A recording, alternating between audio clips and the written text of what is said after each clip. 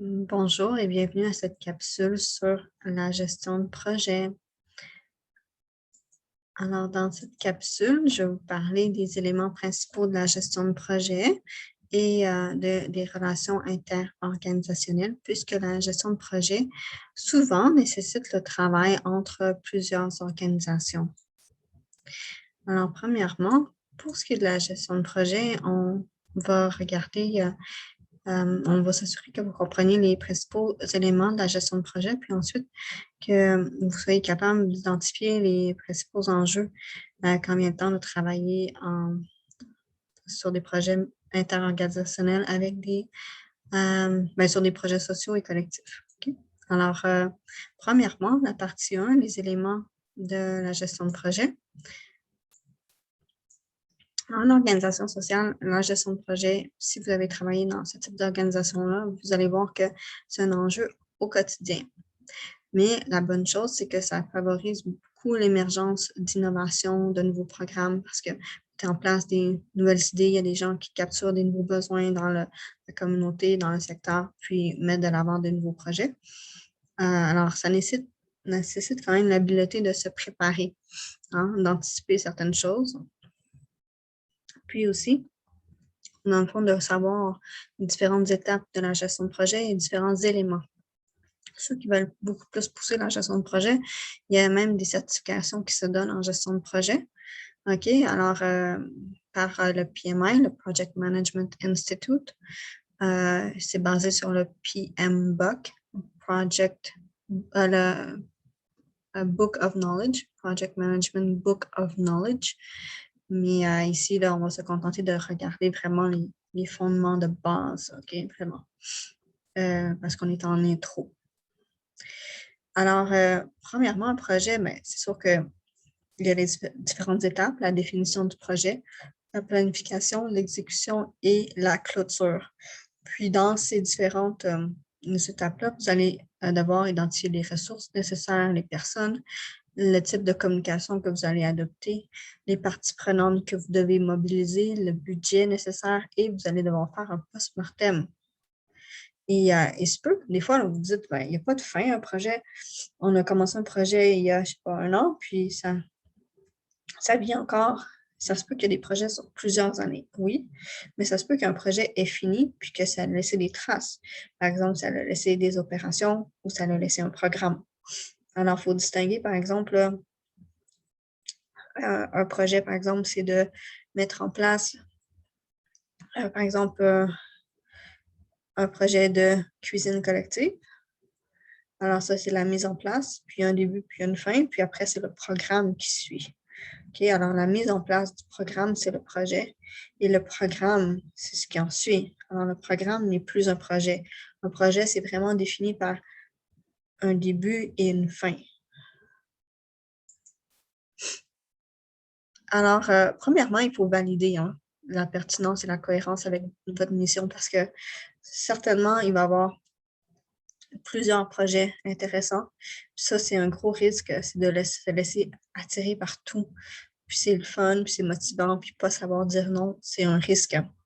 Parce que si vous étalez vos ressources sur plusieurs projets à la fois, ça se peut que vous ne pouviez pas assurer le succès d'aucun projet ou de peu de projets parce que vous allez manquer de ressources, vos ressources vont s'épuiser ou vont, à certains moments, une semaine critique, ça se peut que vos ressources soient dans le négatif. OK, alors, il faut s'assurer, pour assurer le succès des projets, valider bien la cohérence. Puis si peut-être qu'il faut le faire plus tard, il faut prioriser. Alors, il faut vraiment une période de validation. Puis valider l'engagement financier dû ou des partenaires pour la durée du projet, pour s'assurer de la viabilité. Alors, sur le cycle de vie, bien sûr qu'il y a une petite période de définition où on va clarifier les objectifs, justement, la pertinence et tout ça. Ensuite, il y a la période de planification qui est quand même importante, mais qui n'est pas la plus longue nécessairement, mais qui est importante parce qu'on va planifier les étapes critiques du cheminement et tout ça. Puis ensuite, il y a l'exécution, OK, dans laquelle on va contrôler, dans le fond, l'implantation du projet, puis on va collecter les données nécessaires à l'évaluation.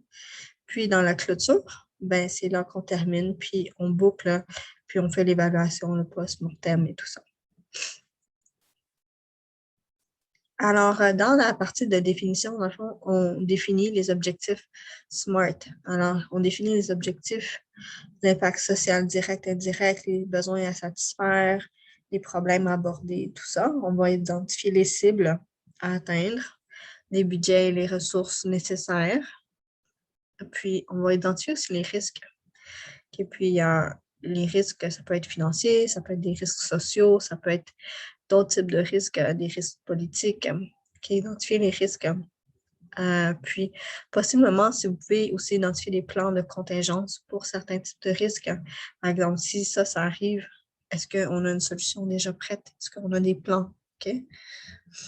Puis, vous faites l'évaluation. Comment on va évaluer les progrès et les résultats? C'est à ce moment-là que vous allez identifier des indicateurs. La planification, c'est vraiment, vous allez planifier les activités et l'ordonnancement. Vous allez dire, bien, ça, c'est des activités qu'il faut qu'on fasse. Puis ça, c'est l'ordre dans lequel il faut qu'on le fasse. Vous allez essayer de regarder le cheminement critique. Alors, vous allez identifier les activités critiques et l'ordre le plus efficace dans lequel vous devez faire les activités pour avoir un rendement le meilleur pour votre projet. Alors, les activités critiques, c'est des activités que vous devez absolument faire pour donner place à d'autres activités. OK? Par exemple, la signature d'un contrat pourrait être perçue comme une activité critique parce que très souvent, on ne peut pas s'engager dans une autre activité avant que formellement l'organisation soit engagée de façon légale avec un partenaire, par exemple. OK? Alors, des fois, c'est une petite activité, mais juste le mettre, puis mettre la date, ça peut vraiment, puis l'identifier comme une activité critique, ça peut changer la façon dont on gère cette activité-là, parce qu'on sait qu'on dépend de cette activité-là pour d'autres choses. Alors, identifier le cheminement critique, c'est vraiment de regarder quelles activités nous bloqueraient, OK, de faire d'autres activités. Alors, celles-là ne peuvent pas être changées vraiment parce qu'on doit absolument faire cela avant d'autres. OK? Alors, définir un calendrier, dans le fond, selon notre cheminement critique. Puis, vous pouvez faire une charte de Gantt, si vous voulez. Puis, identifier les ressources à allouer à chaque semaine, des fois à chaque jour. Parce que vous allez voir que selon votre cheminement critique, parce qu'il y a des tâches que vous ne pouvez pas vraiment changer de place, d'ordre, mais ça se peut qu'il y ait des tâches, il y a des semaines que vous donnez beaucoup plus de ressources que d'autres et vous devez vraiment gérer ou étendre le projet parce que vous n'avez pas plus de ressources. Vous n'aurez peut-être pas plus de bénévoles. Alors, peut-être qu'il faut étendre un petit peu le projet parce que, ou bien avoir plus de ressources. Et aussi, par séquence d'activités, assigner un budget, puis assigner les recettes. Ça veut dire que si vous avez du financement qui arrive pour financer votre projet, vous assignez les recettes que vous recevez pour venir couvrir vos coûts. Et avec quelles données vous allez évaluer ces éléments? Okay? Est-ce qu'on a respecté le temps? Est-ce qu'on a respecté le budget? Est-ce qu'on a respecté nos objectifs en termes d'activité? Okay, alors, vous allez vous-même identifier vos objectifs. Et l'exécution, ben, c'est vous monitorez l'avancement et le progrès, vous supervisez les activités et vous évaluez le progrès, vous collectez les données pour le post-mortem. Pour la clôture du projet, c'est vraiment d'évaluer les résultats d'apprentissage et en faire des apprentissages, diffuser les résultats aux personnes qui ont participé, qui ont financé, à vos membres, mettre en pratique. Alors, si vous avez, par exemple, monté un projet pour un nouveau programme, mais le programme est lancé, ça roule et vous en profiter pour des remerciements parce que, évidemment, si vous voulez de l'aide plus tard pour d'autres projets, vous voulez vous assurer que les gens sachent que vous êtes reconnaissant. Alors, petite pause. Pourquoi la gestion de projet est une compétence essentielle en organisation collective? Quelles sont les principales étapes et que doit-on considérer dans la planification? Partie 2. Les relations interorganisationnelles. Alors, pourquoi collaborer? Alors, des fois, ça prend moins de temps par une tâche nous-mêmes. Puis, c'est plus facile, c'est plus simple. Mais, dans le fond, la mise en commun de ressources, de savoir-faire, de compétences, d'expertise, des fois, ça va amener à aller plus loin. Alors, même si ça demande certains compromis, on va avoir des désaccords, ça va demander la gestion de complexité. Des fois, mettre en commun nos ressources, nos compétences, nos savoir-faire, ça fait qu'on peut aller un petit peu plus loin que si on serait resté ensemble. OK? Alors oui, des fois, on se demande, ouais, mais ça va être plus vite si on fait tout seul. Ça va être plus vite, mais peut-être qu'on n'ira pas aussi loin. Alors, juste question de se demander, c'est quoi nos objectifs? OK? Alors, pour certains objectifs, ça vaut la peine de collaborer avec d'autres organisations. Alors, les compétences interorganisationnelles, on va parler de ça, de comment les développer, mais sont finement liées à l'identification sociale, OK? Puis sont un petit peu contradictoires, alors c'est un petit peu drôle comme ça. Alors, quand on parle de CIO, c'est compétences interorganisationnelles, c'est la compétence de pouvoir travailler avec d'autres organisations. Puis, l'identification sociale, c'est comment on s'identifie proprement à l'organisation avec laquelle on est. OK? L'organisation sociale, l'identification sociale, c'est se considérer membre, on se conforme au prototype identitaire de notre organisation, on s'engage dans le processus discriminatoire envers d'autres groupes. Ça veut dire que déjà là, ça rentre un peu en contradiction avec travailler avec d'autres groupes. OK? Et encore là, l'identification sociale se caractérise par la proximité géographique ou la proximité organisée.